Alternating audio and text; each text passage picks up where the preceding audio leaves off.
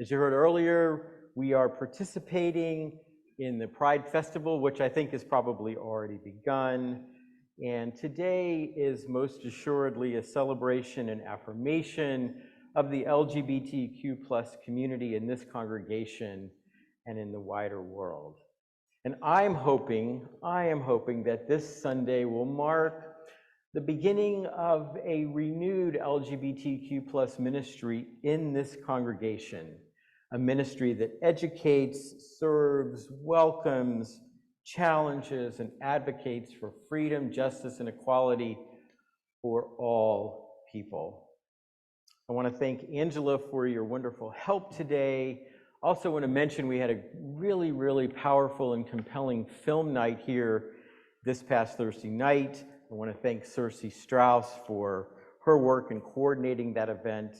We saw a number of really powerful and I would almost say heartbreaking short films portraying the trans experience and the pain and harm that Evan Carville-Ziemer wrote about earlier. And it was so interesting to hear several people during that series brought up the hurtful role that organized religion has and still so often plays in this world. I want to just lift up how important it is, how essential it is that we in this congregation, in this denomination, and in this world really center the voices of our LGBTQ+ siblings.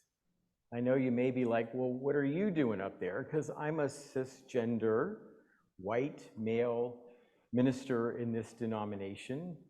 So often folks who look like me in our tradition have done harm rather than really been allies. And that's why I asked Angela to share that reading, which was a bit extended from my colleague and friend, Reverend Evan Carville-Ziemer, because I didn't want to just stand up here today and tell you from my experience, which doesn't begin to reflect or capture the experience of those in our denomination and those in the world. Now, before I talk a little bit about the incident that took place that Evan was responding to, let me just take a moment to say a word about the journey that we have been on as a nation, as a religious tradition, and as a congregation. Many in this room may be too young to remember the Stonewall Uprising way back in 1969 and the beginnings of what came to be known as the gay rights movement.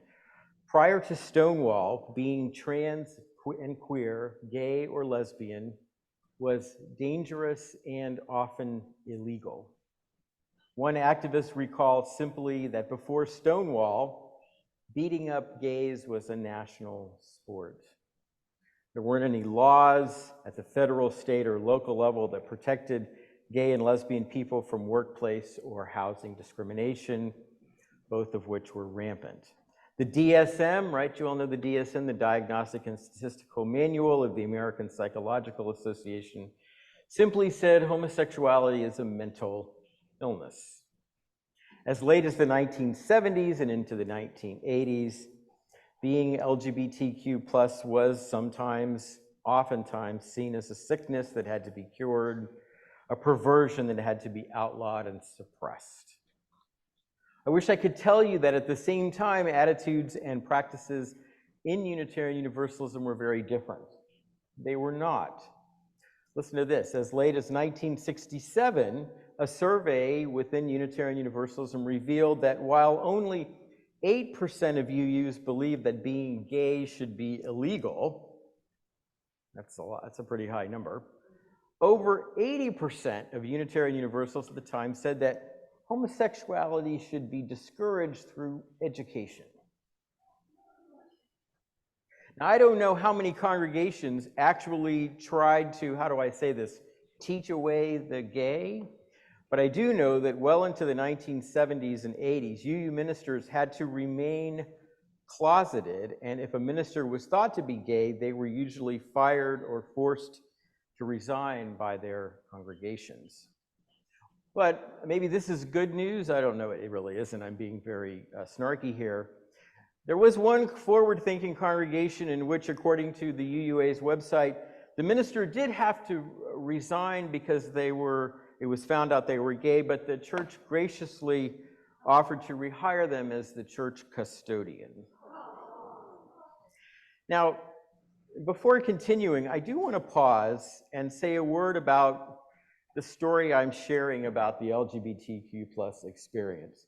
It's easy for a cisgender heterosexual minister like myself to, in a sermon like this, to focus exclusively on the traumatizing and harmful aspects of that experience. Like many of my sermons, I hope to challenge and inspire you to speak out and to take action. And being aware of the reality of injustice and trauma is essential. But I don't want to fall into the trap of suggesting that the entirety of the LGBTQ plus experience has or is one of fear or harm. While we must address historical trauma and the ways we as a religion can do better, we also shouldn't forget that there is a lot of joy and even magic in the queer and trans experience. Now, while Unitarian Universalism reflected many of the negative attitudes and prejudices of the day, I am proud to say that in the aftermath of Stonewall, we became one of the first denominations to teach about being gay or lesbian in a positive way through a curriculum called About Your Sexuality, which eventually grew into what today we call Our Whole Lives, or OWL. And we should be proud that OWL has taught so many Unitarian Universalist youth, including both of my children, to see diverse sexual orientations and gender identities as natural and a blessing, not as strange or sinful. And let me add that we are offering OWL this church year, and I believe the first session is today here at UUCville, and that my daughter, who took OWL over 10 years ago and is queer, Carissa, is one of the instructors. Now, in addition to offering the wonderful OWL program, LGBTQ plus Unitarian Universalists and allies have been outspoken in their advocacy for justice and equality, both within our congregations and in the wider world.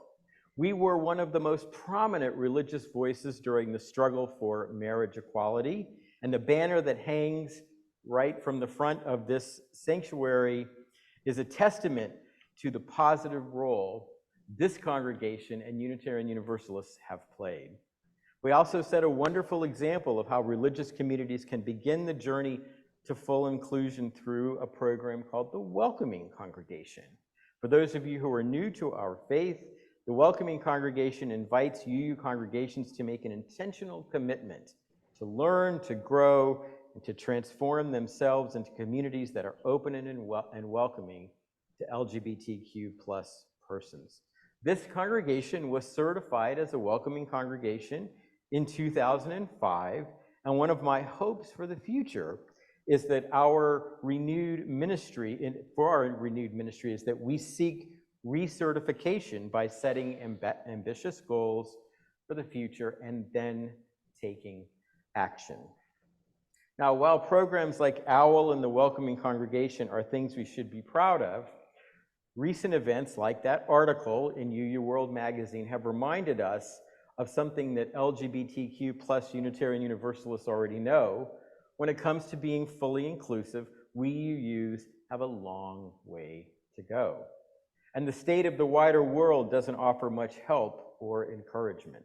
In fact, as political leaders lean harder and harder on hate and division and receive support and justification from religious voices determined to inflict harm rather than love, our trans siblings, and especially trans children and families, are being victimized and denied gender-affirming health care. This must not stand.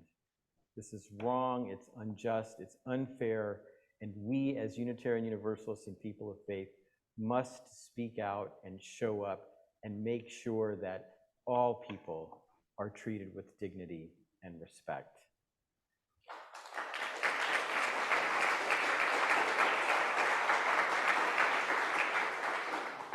And we have so much other equally important work to do.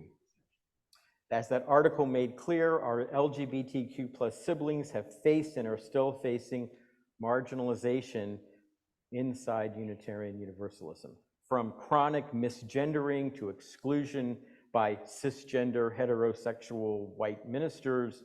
We UUs can and must do better. And we can't hide behind excuses like, well, I don't know what to say. I don't get that whole pronoun thing. Or I don't want to say the wrong thing. The simple truth is that we UUs are learners and seekers. And if you don't know, if you're not sure what's about pronouns and being genderqueer, find out. Read a book. Search the internet. Take the time to make the effort to live Unitarian Universalism by respecting the dignity and worth of the whole UU family and the whole human family. That's why I want to just end this morning by echoing Evan Carvel-Ziemer's advice. Dive in. Don't let ignorance or fear lead to indifference and lead you to cause harm, even if it's unintentional. How you go about listening and learning, advocating and speaking out is up to you, but I want to give a shout out, if you don't mind, do a little commercial here for a course that Cersei Strauss and I are going to be teaching, and I have a picture of the flyer there. It's called Transforming Hearts, Trans Inclusion in UU Congregations. This course will start in about a month. It'll be, it's designed and created by trans Unitarian Universalists, and it's a great way to really begin this process of learning. And it isn't just for those who aren't in the community. Those of you who are members of the LGBTQ+ community and want to learn more and join us in discussion, I encourage you to take this class. It's not a big commitment. I think it's 5 or 6 sessions. Much of it is watching videos and then having question and answer. So I really hope see me after the service and you can sign up in the social hall. So let me just stop by saying I hope to see many of you at CVille Pride. Stop by our booth. As Unitarian Universalists, we are called to welcome, respect, cherish, and love. Not in a year, not in 5 years, today, right now.